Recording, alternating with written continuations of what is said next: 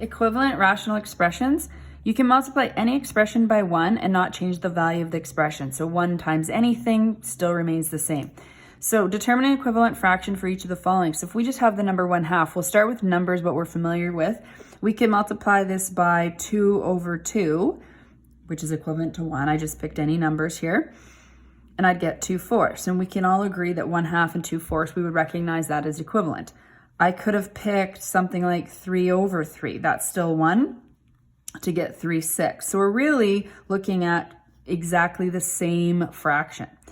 We can do the same thing with variables. We can multiply by x over x and get 1x over 2x. Those would be equivalent. So we're building up these fractions.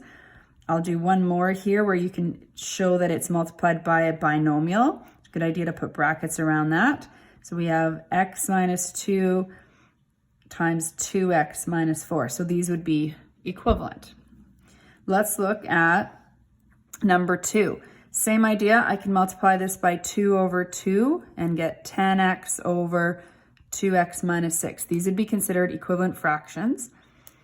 Let's take that fraction one more time and multiply it by x over x to see that I can build it up this way, and I could have 5x squared over x squared minus 3x. So these would be equivalent fractions again. Could build it up one more time, same idea as we did here, and multiply it by x minus 2 over x minus 2. Now I'm just choosing these fractions. They're all equivalent to 1. I could pick anything for this to find equivalent fractions. So the equivalent fractions would be endless that I could write. So now I'm multiplying this through. For this, I'm going to FOIL. So x times x is x squared. My outside is -2. My inside is -3. So that combines to -5x. My last is +6.